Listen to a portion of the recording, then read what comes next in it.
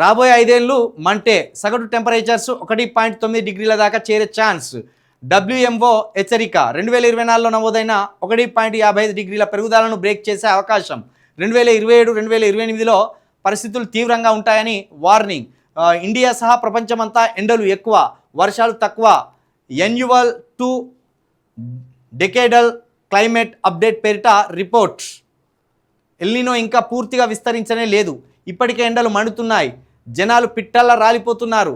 రోజుకు 10,000 సంఖ్యలో ప్రజలు ప్రాణాలు కోల్పోయేంతగా వడగాల్పులు వీస్తున్నాయి. అయితే ఈ 5 ఏళ్ల పాటు ఎండల తీవ్రత కొనసాగుతుందన్న ఆందోళనలు వ్యక్తమవుతున్నాయి. 2026 నుంచి 2030 వరకు టెంపరేచర్లు పీక్స్లో నమోదయ్యే అవకాశాలు ఎక్కువగా ఉన్నాయని ప్రపంచ వాతావరణ సంస్థ WMO global annual 2 decadal climate update పేరిట తాజాగా ఒక రిపోర్ట్ను విడుదల చేసింది.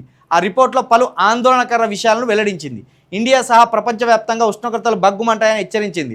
సగటు ఉష్ణోగ్రతలు 1850-1900 మధ్య నమోదైన సగటు కన్నా ఎక్కువగా ఉంటాయని, 1.3 నుంచి 1.9 డిగ్రీల వరకు మీన్ యావరేజ్ టెంపరేచర్ నమోదయ్యే ఛాన్స్ ఉందని వార్నింగ్ ఇచ్చింది.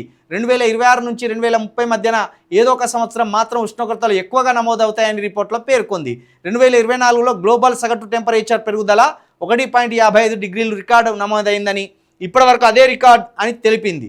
రాబోయే 5 ఏళ్లలో ఆ రికార్డు బద్దలయ్యే ప్రమాదం పొంచి ఉందని హెచ్చరించింది. 1.5 డిగ్రీలకు మించి నమోదయ్యే అవకాశాలు 91% వరకు ఉన్నాయని హెచ్చరించింది.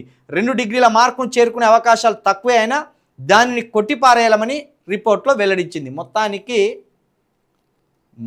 ఎండలు మంటలను తలపించేలాగా రాబోతున్నాయట. 2030 వరకు కూడా ఈ ఎండల తీవ్రత ఇట్లనే ఉంటుందట. ఇది ఎల్నినో ప్రభావం అని కూడా అంటున్నారు. కాబట్టి ఈ ఎండలను దృష్టిలో పెట్టుకొని కొంత జాగ్రత్త పడితే మరో 4-5 రోజులు ఎక్కువ బతుకుతాం. 2030 వరకు ఎండాకాలంలో లేకపోతే ఎండలు బాగా కొట్టే పరిస్థితుల్లో కొంత మిట్ట మధ్యాహ్నం బయటికి వెళ్ళకపోతే మన ప్రాణాలను కాపాడుకున్న వాళ్ళం అవుతాం. లేదా దురుస్థానంతో బయటికి పోతే శవమై ఇంటికి వస్తాం. అది చెప్తాను.